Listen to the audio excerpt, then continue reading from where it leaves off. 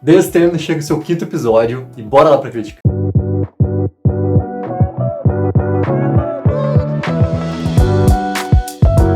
Fala galera, de cara assim, esse é o episódio que eu mais gostei até agora, principalmente porque teve essa evolução de várias coisas acontecendo ao mesmo tempo, tá? Quando acontece, por exemplo, assim, vários núcleos acontecendo, as peças elas vão acontecendo mais rápido, esse jogo todo que precisa acontecer e o ritmo pra série ganha muito, tá? E eu sempre vou colocar, assim, um paralelo em relação ao Walking Dead, por exemplo, que é uma série que eu gosto muito, que eu sempre assisti e tudo mais, e ela tem vários problemas de ritmo e muitas coisas de problemas de como contar a história de vários núcleos acontecendo ao mesmo tempo, a maneira como eles mostravam que isso era possível e simplesmente pararam de fazer isso, para hoje em dia o Walking Dead voltou a conseguir colocar toda essa questão de ritmo muito mais ágil, e de vez em quando eles davam importância para personagens que não tinham tanta importância assim. E por mais que a história do The Stand esteja numa evolução, esteja acontecendo ali de acordo com a maneira como eles querem contar, estava acontecendo sim uma ausência de ação, né, nos últimos episódios.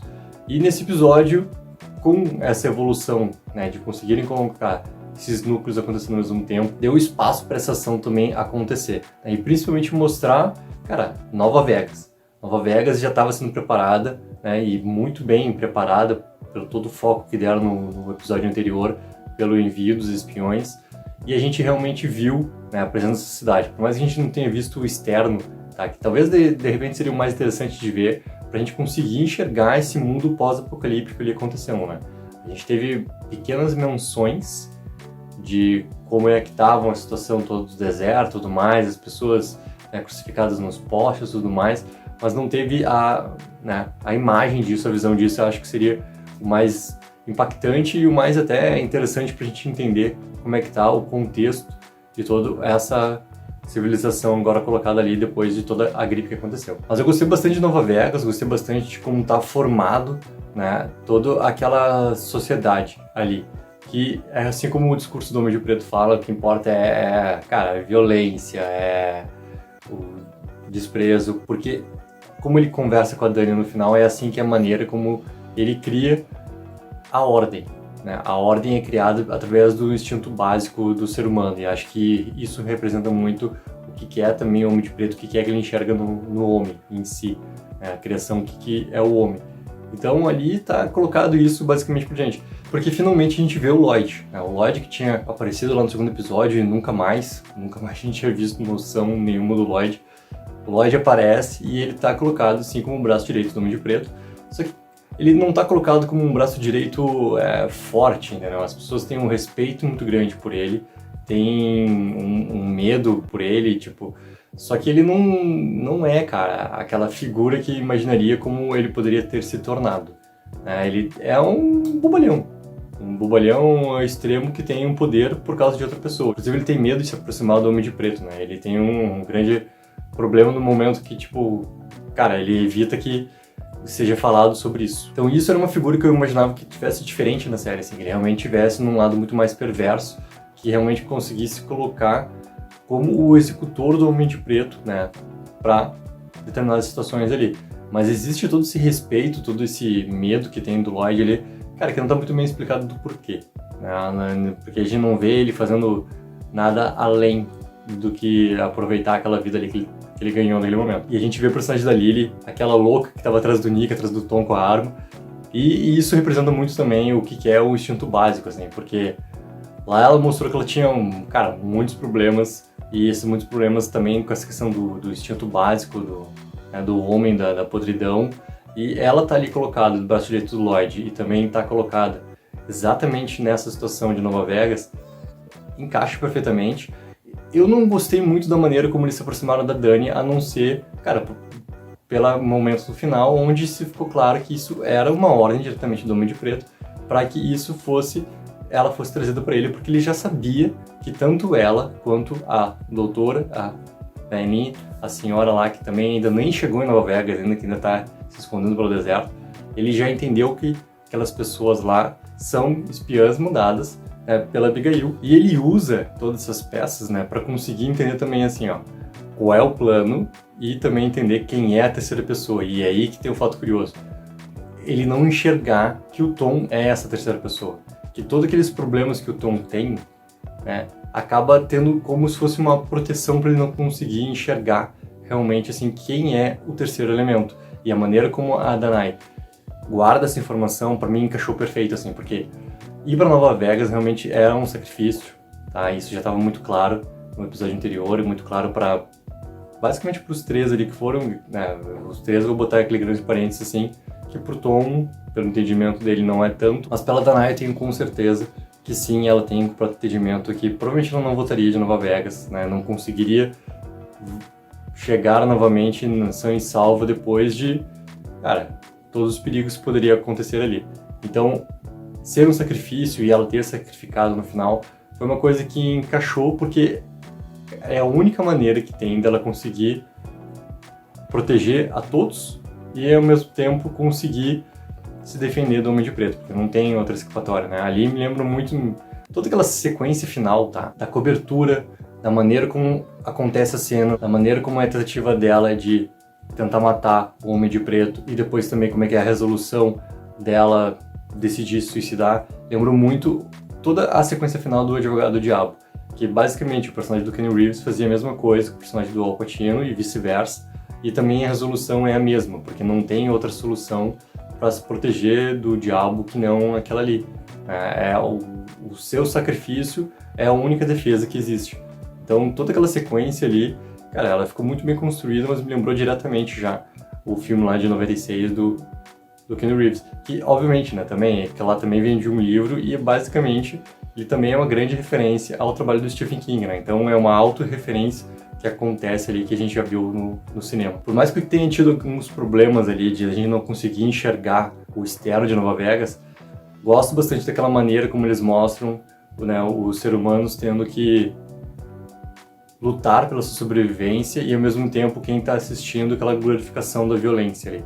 Aí ficou uma coisa, cara, que me lembrou muito do filme dos anos 80 até, mas deixa claro, né, todo o discurso do Homem de Preto acontecendo ali pra gente conseguir entender o que é essa glorificação da violência, o que é esse instinto básico, o que é essa podridão do homem. Mas a minha expectativa é que sim, é que a série consiga colocar esse mundo pós-apocalíptico, cara, mais claro ainda pra gente conseguir visualmente entender, que não fique só em meras menções de discurso, né, porque, cara, não é por problema de orçamento, eu acredito, é muito mais por escolhas de linguagem do que eles querem fazer, do que eles querem mostrar. E no segundo episódio, quando a gente viu Nova York, a gente viu, cara, e eu adorei que foi muito do que eu imaginava do Eu Sou a Lenda nos dias atuais, realmente sendo mostrado nesse mundo pós-apocalíptico, né?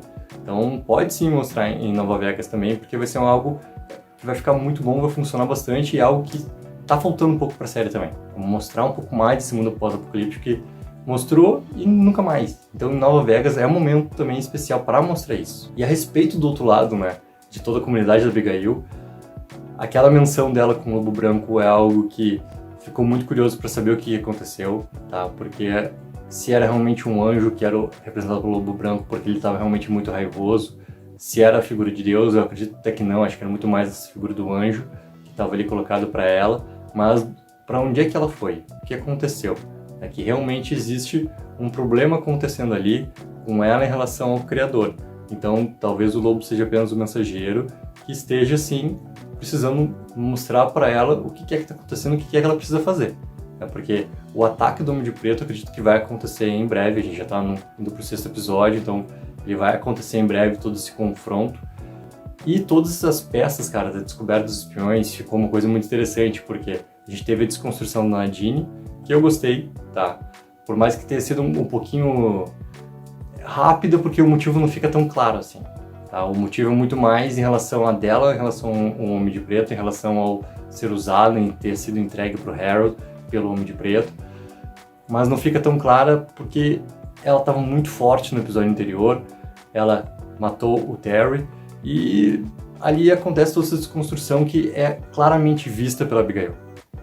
E ela, inclusive a figura do Joe, que é uma grande incógnita para mim, qual é a grande figura de importância do Joe para essa história por completo. Eu estou muito curioso para saber o que é que ele realmente tem, né, guardado de passado, para que a gente entenda qual é a posição dele em tudo isso que vai acontecer.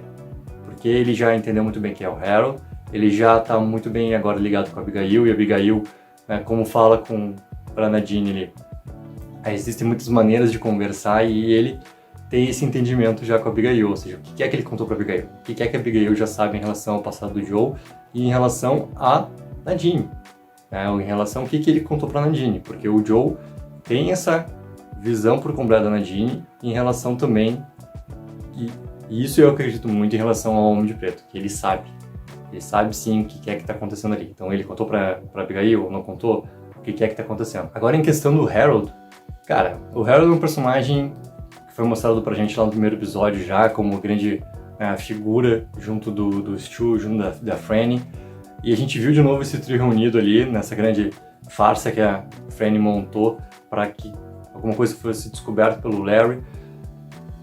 Tem uma coisa assim que eu gosto no Harold, tá? Que é essa questão da raiva dele, que já tá muito bem explicada.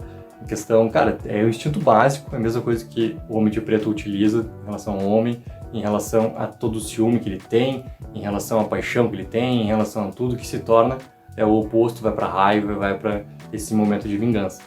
Em relação ao Stu e basicamente também em relação a Franny, porque acredito que ele não pouparia a Franny também. E ele não demonstra a emoção em relação ao Terry, né? Isso que é algo curioso, assim.